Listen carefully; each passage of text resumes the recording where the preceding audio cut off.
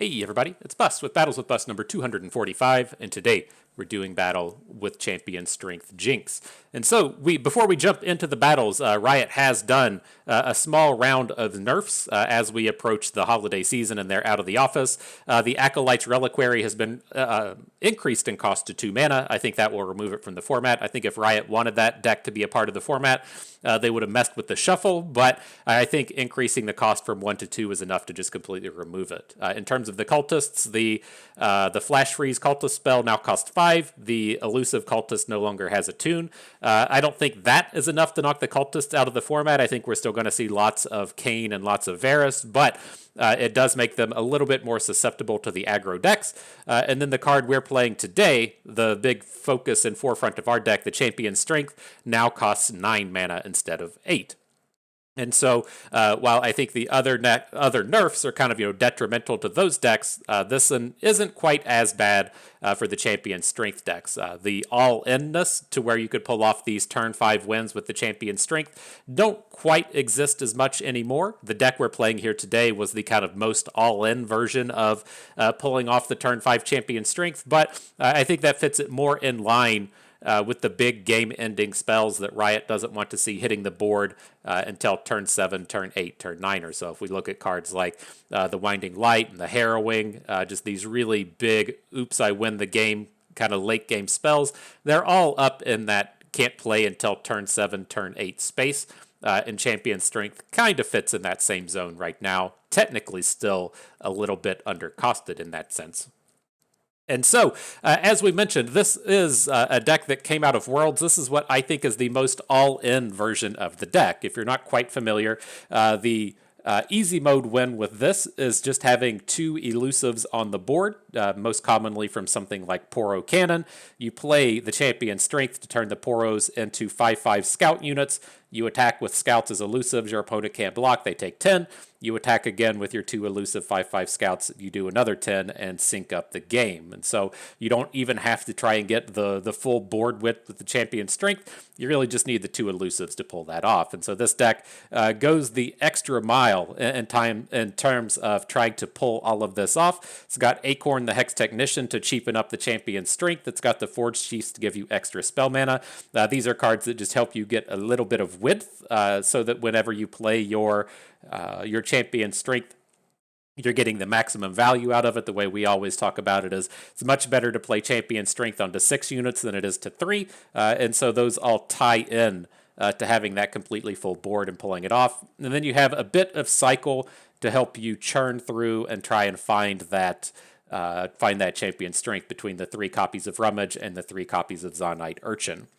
And so that is the kind of core idea of the deck. Again, this is the more all-in-y version of the Champion Strength deck, but things have changed since Worlds, right? People are a little bit more aware of this deck. They're aware of the kind of attack patterns, and they're starting to bring the deck themselves with the small unit plan, and then also attacking it with the AoEs. And so we are looking to be a little bit prepared for those angles. We have the 2 copies of Ranger's Resolve in here to protect ourselves from the opposing AoEs, and then we're playing the 2 copies of Caustic Riff, one of the new cards out of the World Ender, as our kind of proactive AoE in an attempt to take down the opposing game plan.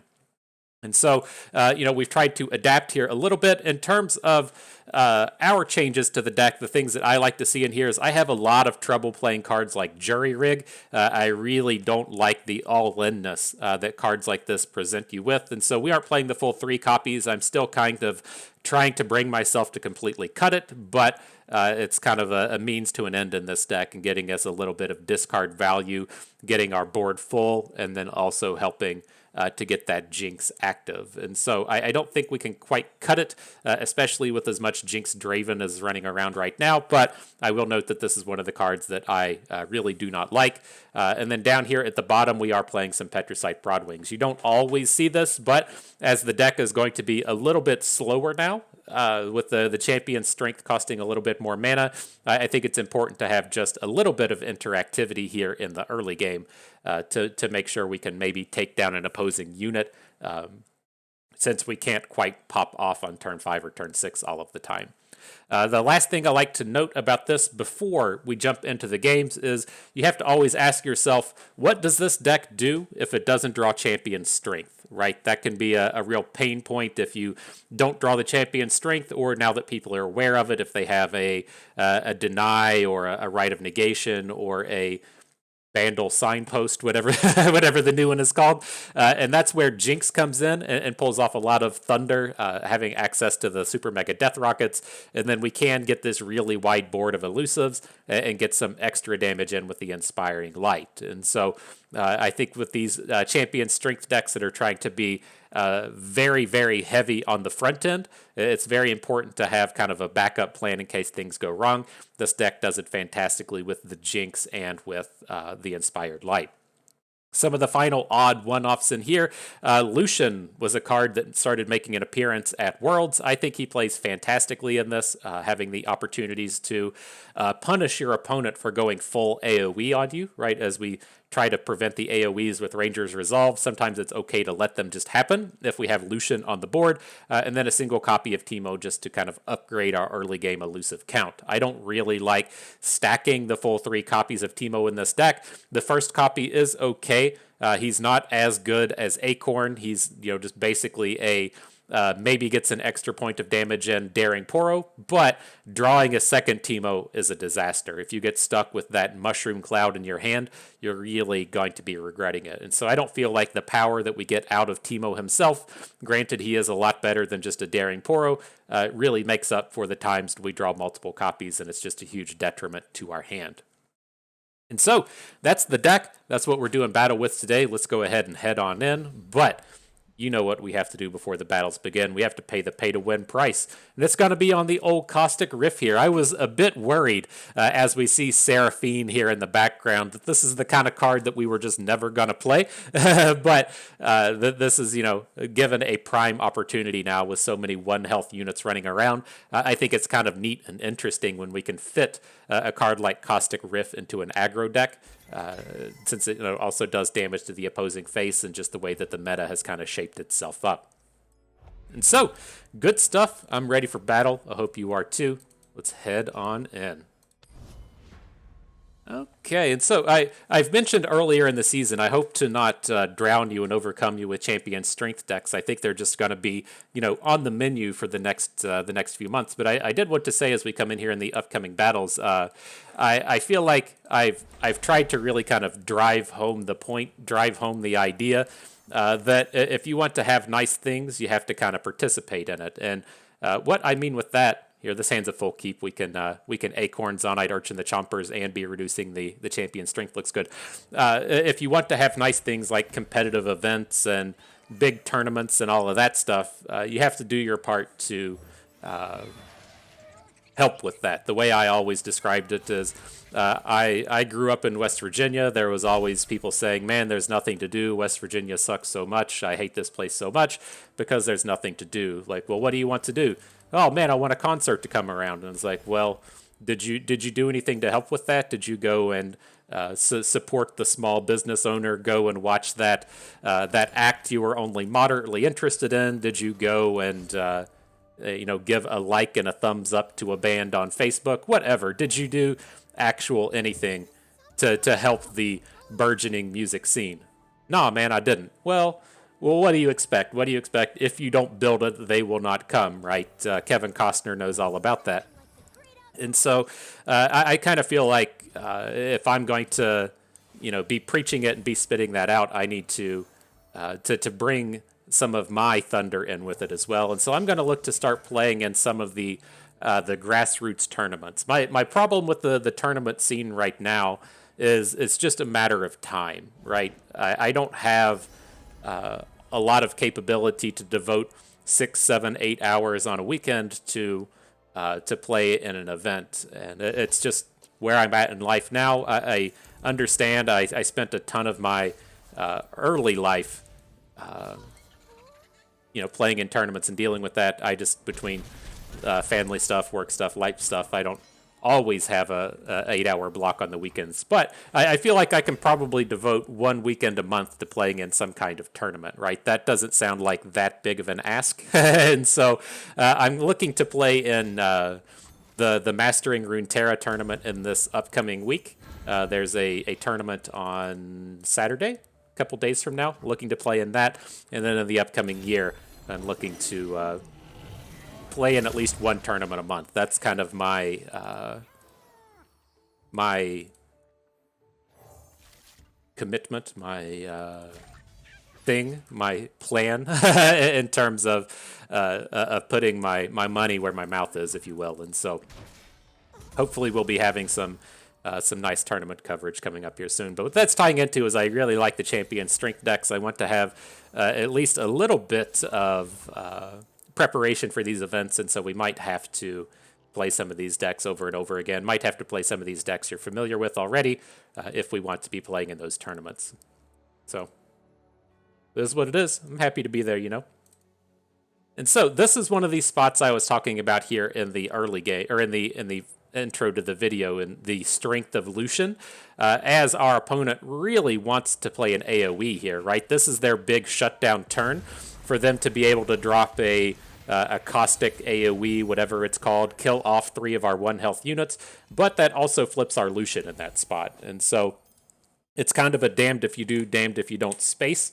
And Lucian gives you a lot of AoE protection there, especially when everyone's playing the 1 damage AoEs, the Spirits Beyond like we just saw there, and the Withering Whales, the Caustic AoEs, whatever. It's a very popular thing right now with all of the champion strength decks and all of the Jinx Draven decks running around.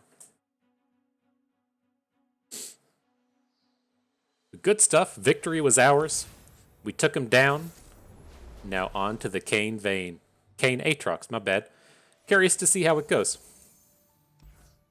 Alright, so I'm good to get rid of the Inspired Light. We're definitely hanging on to Champion Strength. The Boom Baboon should probably stick around as well. He's our premier cycle card.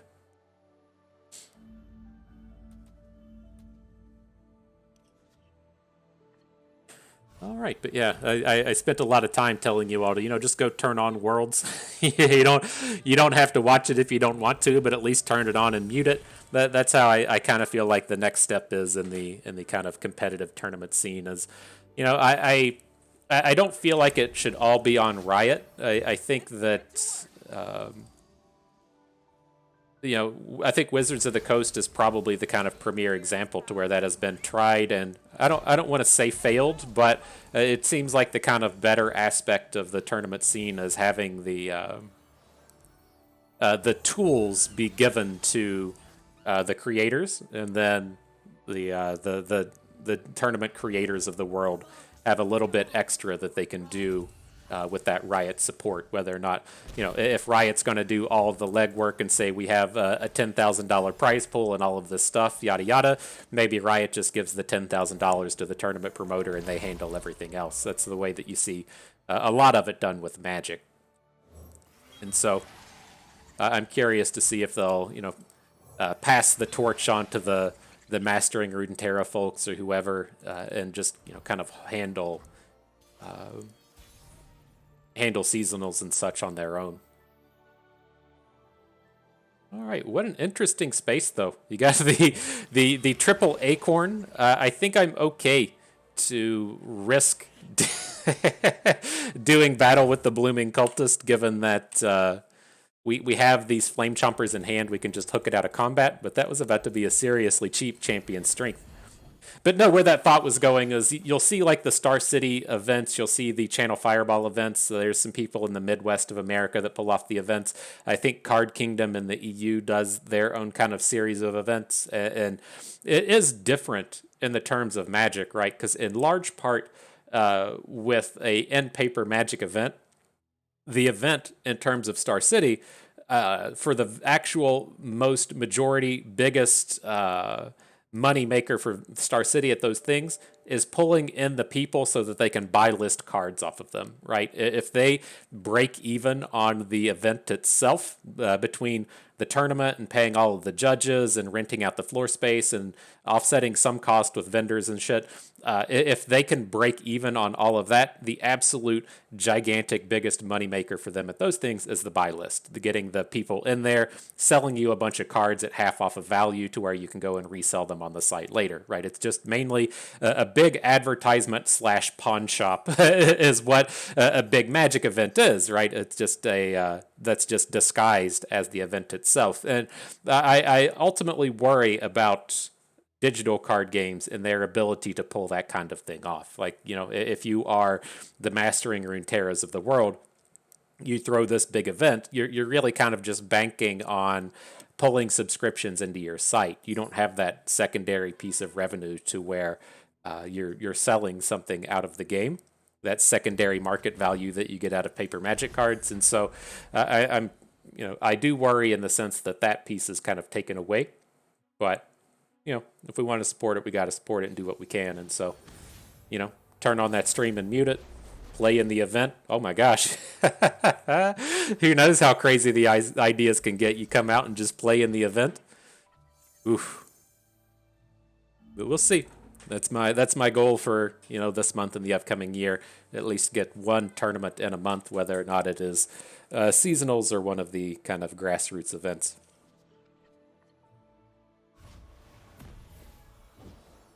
All right, though.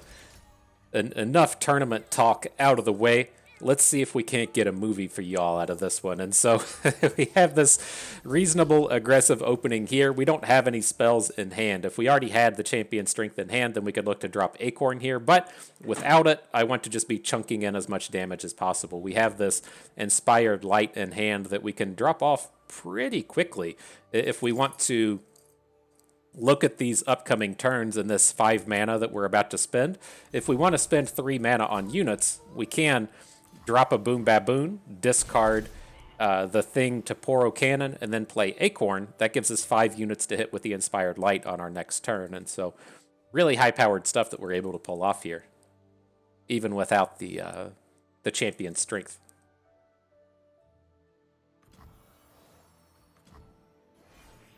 We got a cat here as well. She just turned up. She says, "What up, internet? Did you want to see me? Did you want to hang out with me? No?" This is the old stink butt. Let's see if we make our way through this without getting dumpstered on by the stink zone.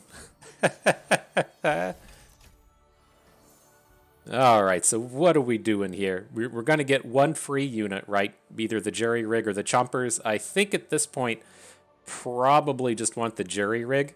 Well, it's like opponents like primed and ready to just drop a 3/3 here. They haven't really done anything. It's just like as we add cards like Jury Rig and hit them with the Champion Strength, they don't really add that much. And so I'm leaning towards this. If we just play Acorn, get the Flame Chompers on board, and then just chunk in the damage. It's like, ideally, here's where it's like I want to pivot, but we might have to lose a unit. Ideally, we would just have the 3 elusives on the board, but we're not quite able to pull that off. Is this ever better to just... Maybe we do this. I'm really kind of intent and set on getting the Inspired Light onto 3 of our elusives, and so let's do this. He's going to get the free block onto a 2/1. That's fine. Get in a little bit less damage this round, but my ultimate concern in playing against a deck like the Sundisk is they're eventually just going to like fill out the board, and the Flame Chompers and Zonite Urchins of the world actually just aren't going to do any damage. I think we're going to need our elusives to punch in on the upcoming turn. So we miss out on like 3 damage here, but I think in the long run this'll get it for us.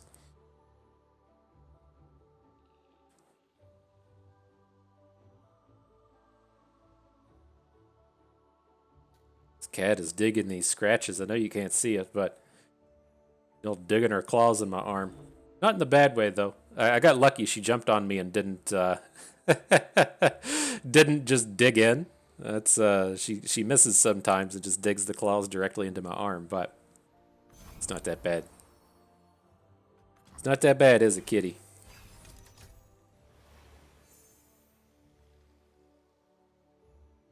All right, and the Zonite Urchin. Nobody's pulling your tail while I'm around.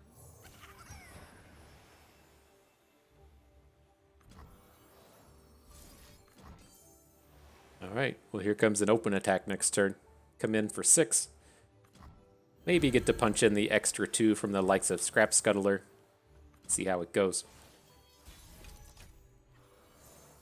Don't mind if I do. Make that 9 damage coming in from the elusives. What's this? This is going to be lame. Rite of Negation? Okay. And he spends Mana Crystal on that. He doesn't sacrifice a unit for it. That's fantastic. Endless Devout coming in. All right, so he's going to be the hook. We don't want to give opponent a sarcophagus if we don't have to. He could take the 3/3 block in front of our Zonite Urchin, but now that gets taken away. Surprised to see him throw away the Rock Bear Shepherd, but we'll take it.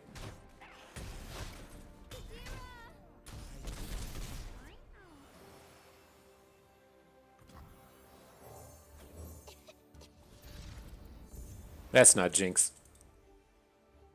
I think we'll just pass on the turn here. I don't quite want to get rid of the Ranger's Resolve.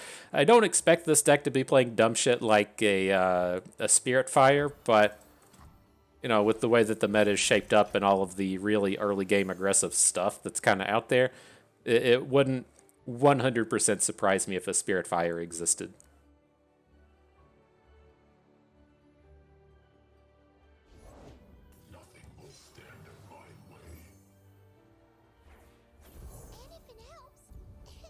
What do we got? There's the Champion Strength. Could play it this turn if we'd cycled last turn, but not the way it went.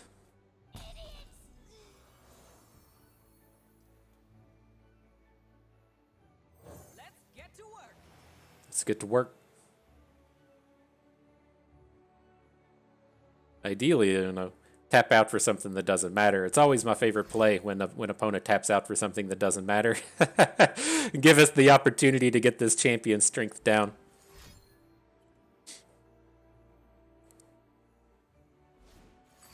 It's thinking hard on it, though. Alright. Blows up the Sun Disk.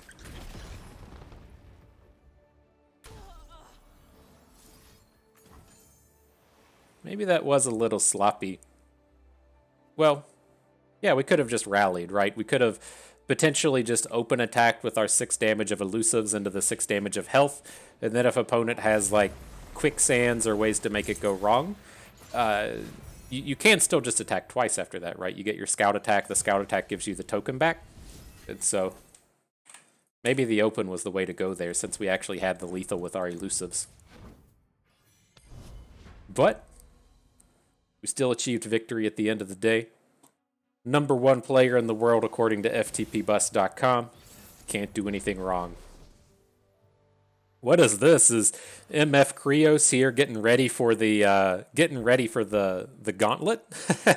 he says, give me a taste of that Foundations gauntlet, bringing out the Anivia. I think I dig it. I'm not entirely certain if I dig it or not. I think I dig it, but I may not actually dig it.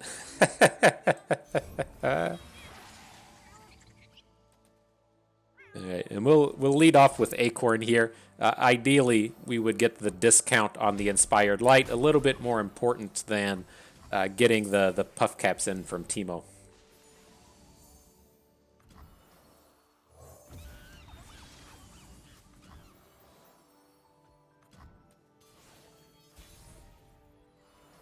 All right, an opponent's playing a little slow here. I worry about this a little bit. Let's take a bit of cycle and see how much mana he spends here. This is like, if we overcommit to this board and get hit with a Withering Wail, it's not going to feel particularly good.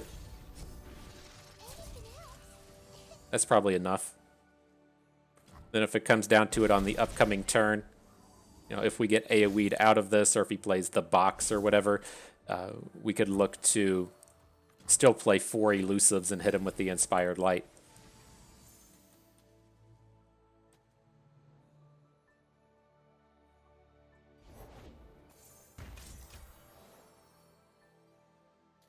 That's not very nice. Rip our board. Alright, well, I suspect we're just going to have to be all in at this point. We at least have the space to where if we draw Jinxes, we can still recover. But the AoEs coming out of this guy are going to just be too much. I'm going to stop here. I still want to have the opportunity to rummage away some of this stuff. And it seems like he's getting pretty excited about one of the removal spells in his hand.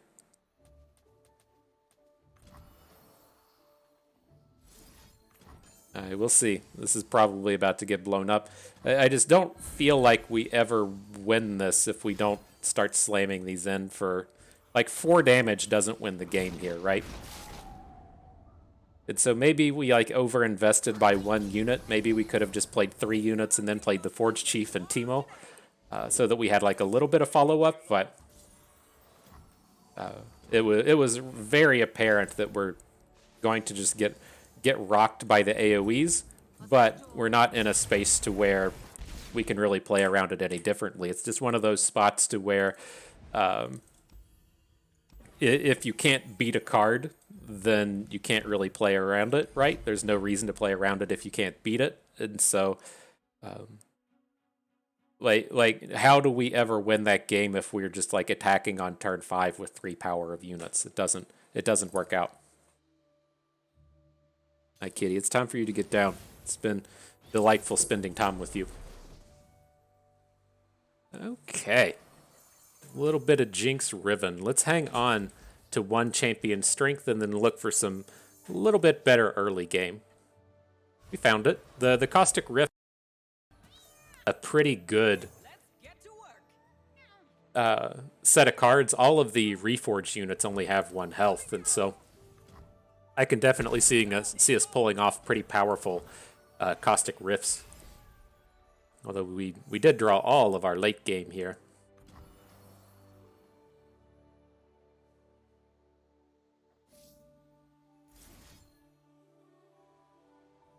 It's tough. I don't think we'll ever need the 2nd champion strength. This shouldn't really be the kind of deck that has the punishes for playing beyond the first one. Do we really envision the opposing deck playing like Caustic Rifts? Probably not. Maybe it's the world we live in now to where we should expect that, but I don't think it's really on the radar. Let's see what we can get here. I'm not entirely convinced I want to attack with either Forge Chief or the Broadwing. This seems like a turn to where we're probably just attacking with the Daring Poro, but I feel like this Rift is really going to pay off at some point. So I think that point is immediately upcoming when we're able to deal 3 damage to Riven and then throw down the spell.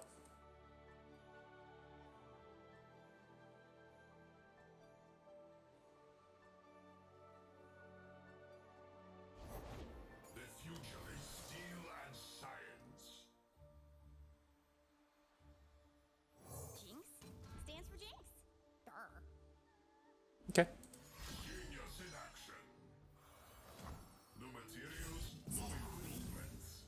Kitty jump back up here. You know, see. They get her up here. She's so happy I can't pull her up in front of the camera. You know, I think this is fine. Like, opponent can't be really excited about attacking into this board, just trading out one of his units. So I think we're okay in that sense. Now, like, this just has to suck, right? We can switch to being from champion strength mode into death rocket mode.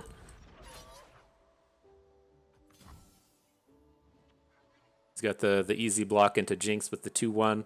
Can't feel really excited about putting Riven in front of the Forge Chief, right? But if we want, we're just getting so super close to... What's he doing? Is he going for a flip? Is this a whirling death? Why does it have a line onto our Jinx? Oh, he's got the, was not expecting the survival skills.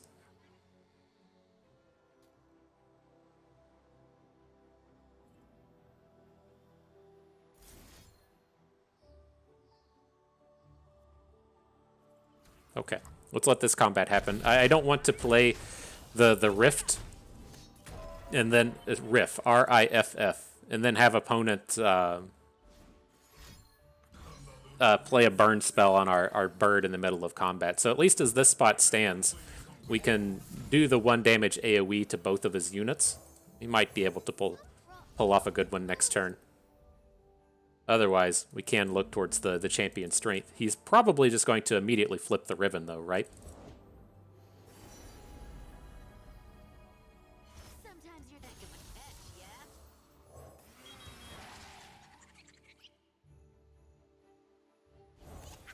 Let's see. Let's find out. Oh my gosh, he's got so many 1 health units. I'm getting a little warm in the loins. The blood is flowing. I think we're gonna get a good one. It's like we died like a mite, right? But oh my gosh, this is so big. Put your hex core upgrade on the stack, my dude. Oh my gosh, I'm so excited. Fly to them on broken wings. Okay, there it is.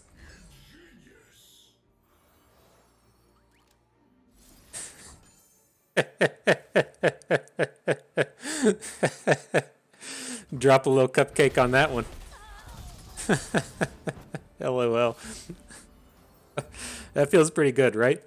It feels pretty good.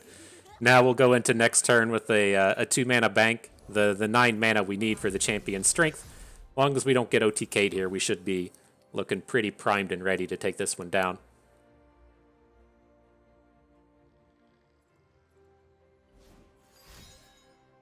No turning back now. All right, here comes the Riven flip. Doesn't seem like she has Overwhelm yet. He does. Oh, wow. Does he not even have the... Wow. Okay. GG.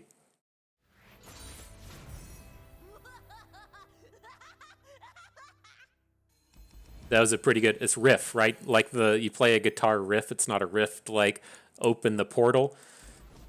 Fucking Seraphine cards, am I right? Them dang Seraphine cards. Oh yeah, this guy again? God, this matchup's absurd. Okay.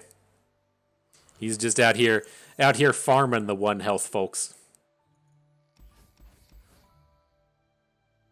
It's like, I'm curious if we even want to bother with the champion strength. It feels just like so much safer. I want to hold on to like one of our high-powered plays, either be it Jinx or the champion strength, but I don't feel like we can hold on to a turn 7 champion strength now. If we knew we had Acorn, it wouldn't feel as bad, but without being able to drop it on turn 5, that feels kind of miserable.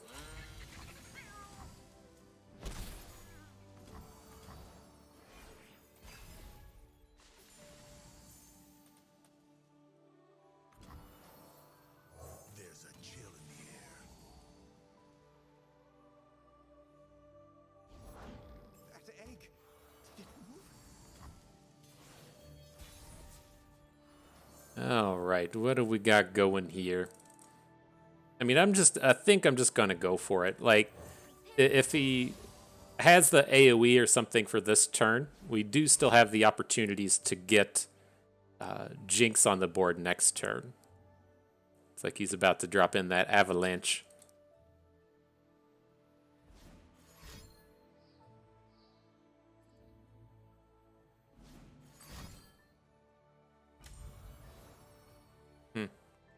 Okay.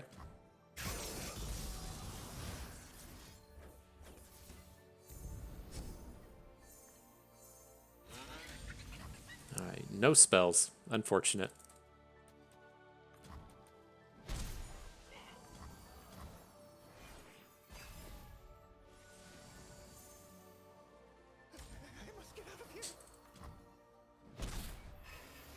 Come on, people, let's make tomorrow today.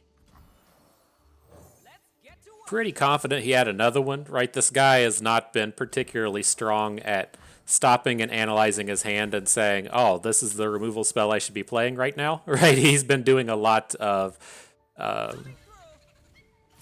he's been doing a lot of mixing and matching what he's trying to play, whether or not that was an avalanche or if we're just going to get hit with the Withering Wail now. He hasn't been super smooth on what he was choosing. So I think we're safe to just come in and open there. And then we can look to flip this Jinx now.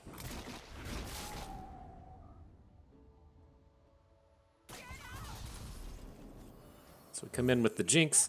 We'll play the Urchin, discard the Baboon. That'll give us the flip and put the Death Rocket in our hand. Oh my gosh, are we just going to have Black Spears as well? The box. Okay, sure. If there is ever a matchup that has like a 25% win rate, I bet it's that one. I have little to no expectations in beating that, but it just strikes me as one of those decks as, like, you probably have a pretty positive matchup against all of the champion strength decks. You probably have a pretty positive matchup against Jinx Draven, and then you just get absolutely smoked by literally every single other deck in the format. And so, like, if the aggro decks are up and above, like, 50%, you still don't even get a really positive win rate out of it. Because, you know, you're only beating it like 75 or 80% of the time. So, whatever makes you happy, yo. He probably played like 8 games against Jinx Draven yesterday. Just threw his phone across the room and said, never again. Never again. I will not have that happen. Alright, but up against the old Elusives deck, we'll have to see if we can't pop off a good Caustic Riff at some point. My expectations there are pretty low, but our starting hand doesn't have too much in terms of shutting down the other stuff, unless if we can't Rift a Zoe or a Teemo. It's like a pretty slow start.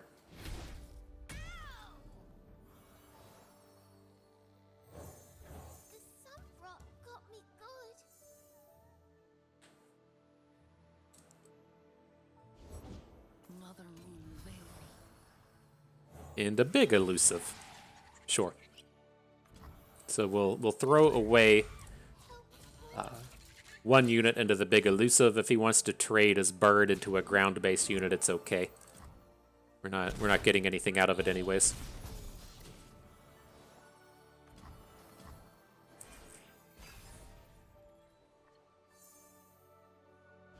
Got a champion strength though. That's going to be a couple turns away. Let's just pass. No, if he wants to add another 1 health unit, we might get a good rift. He's definitely attacking now. This is okay.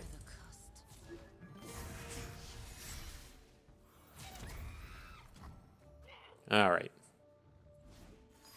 Sure.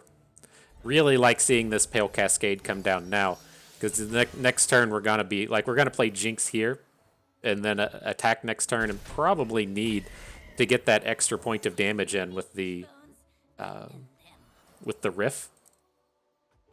And so we'll have to see what turns up here. Got a second one. Interesting.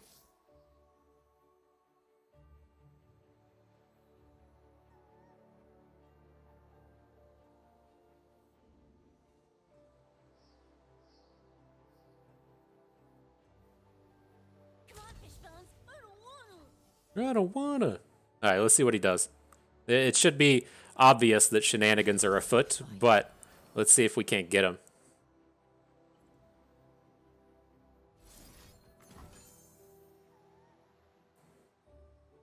Now if he Pale Cascades, we have the second one to come through.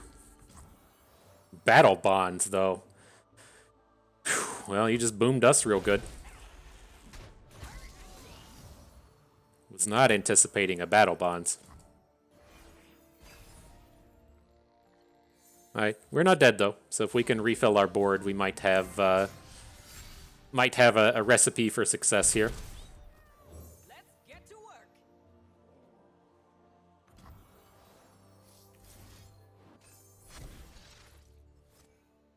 Give me that recipe, please. Put that shit right in the oven. We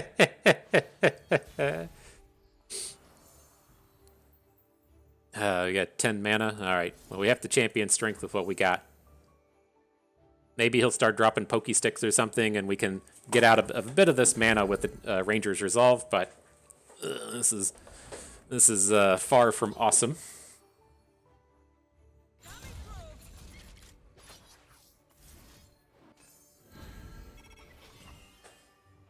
Maybe we'll get him to 1 and just kill him with the extra burn spell, right? Right. You're right, Bust. That's what you're saying at home. You're so right. You are going to get him with that burn spell.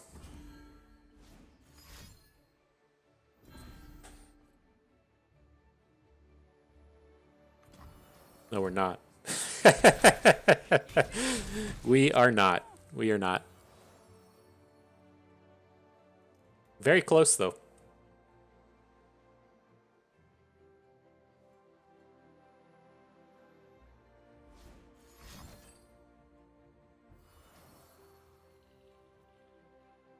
If we caustic riff the Teemo, does this thing still happen? Grant an ally +1/+1 and stun an enemy. I don't think it counterspells it. I guess we could have put it on the stack to see, but alright, Teemo's ready to party.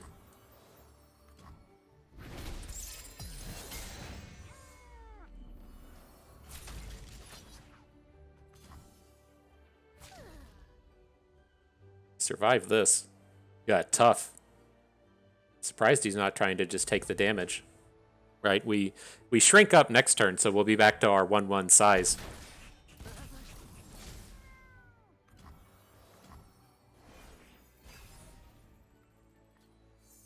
Dude's got Harazi in hand and stuff, but I mean, this is a pretty reasonable time for these Boom Baboons. It's something to give us 2 units. We can throw away our 1/1s here, and as it stands, we can pull both of his units out of combat, and then we have 2 power units on the board. So let's see if that sticks up.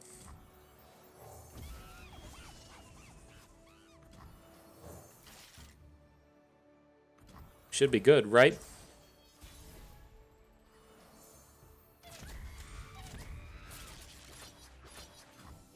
Say, give me that 4 damage. Nice. Not a bad battle. All right.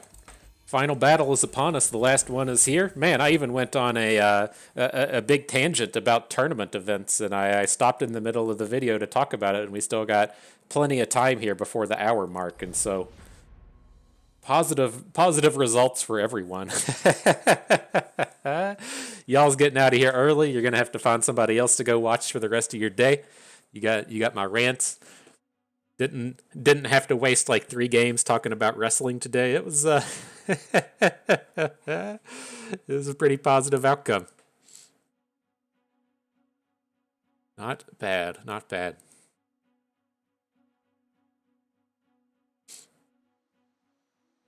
What do we got here? Is it got to be another Anivia deck? Nah. Gwen Vayne. Let's see what happens. Okay. So, I like... I don't really want to get rid of the baboon. I think we have to keep all of this. The way I would ever actually foresee us winning this game is just going to involve the Poros and the Inspired Light. I think that's okay. Like, I don't think we can mulligan away the Inspired Light here, because if you want to stop and envision how these combats are going to be going, opponent's going to be playing units like Vayne and Gwen. They're going to have like resilient and meaty blockers, right? As we look to come out here and forecast their units, it's going to be Vaynes and Gwens and things that are just bigger than everything we're doing, and so I don't think we're going to win very many of these. This is fine. I think with the Inspired Light, we can kind of believe we might get a Flame Chompers into a 1 health unit. So we'll play for a touch of value here instead of keeping the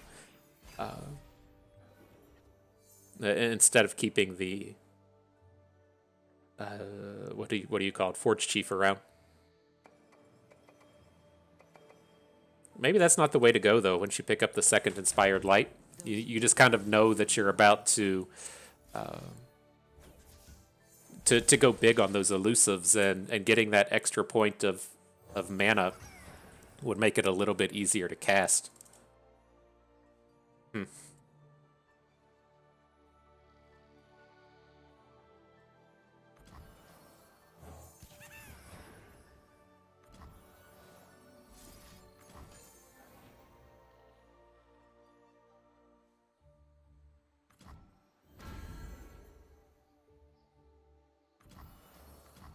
Seems like he was thinking real hard on something and didn't pull the trigger on it. That was kind of odd. Lucian's pretty good though. We're getting to this spot to where if we don't want to play another Inspired Light, we can flip the Jinx next turn and then drop the Death Rocket, right? Since we can put 2 cards in hand, rummage them away, and then Jinx will flip.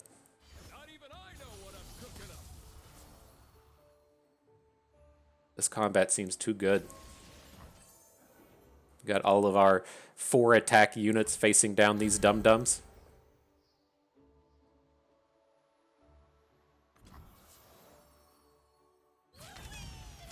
Burn away the shadows. Too much salt. Ah, the Rangers resolve. I feel you.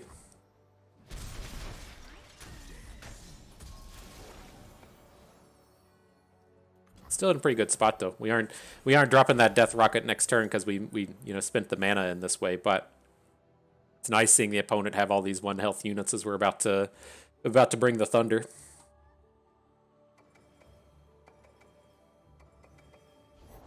We protect these woods as they protect us. So the thing I'd worry about dropping with Jinx is going to be a fish fight. I think we can just take this rando damage here and try to have something big happen next turn. Now he drops Bird. Interesting. Okay.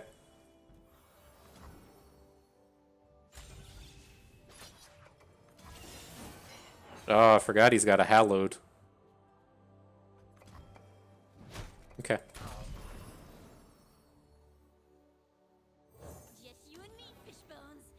And them. Pots are boiling. Quick, before they organize.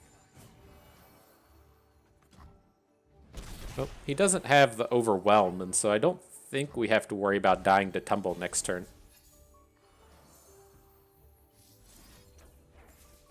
I'll give you to the counter.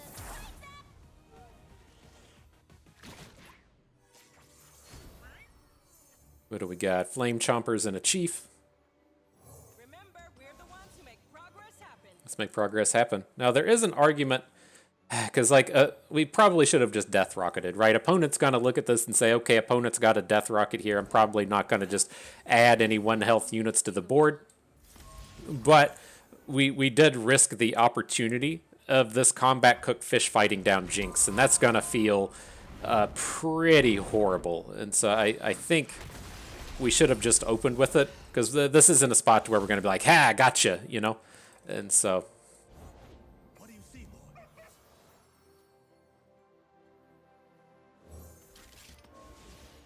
let's see where we land now.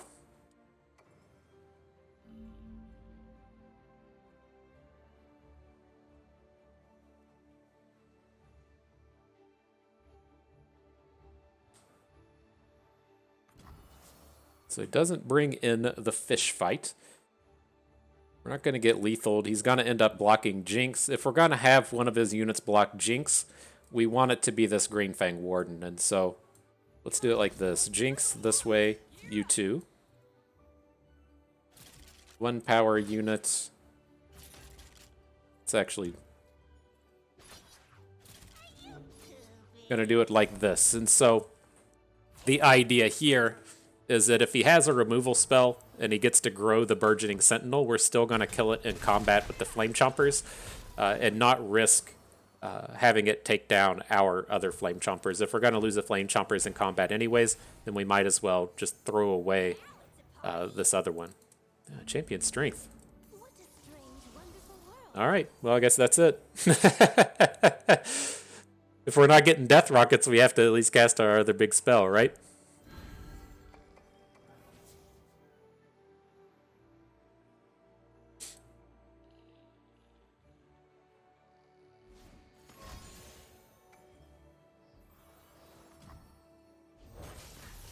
Tumbled Gwen. Okay. Watch your backs. Gear up. All right, there it is. Pull the Gwen out of combat, make him deal with our big friends out here. Shouldn't be able to deal with both of our units. If he has like a concerted strike or a condemn, we still get the kill with the remaining attacker. I think we're fine. We got him. GG.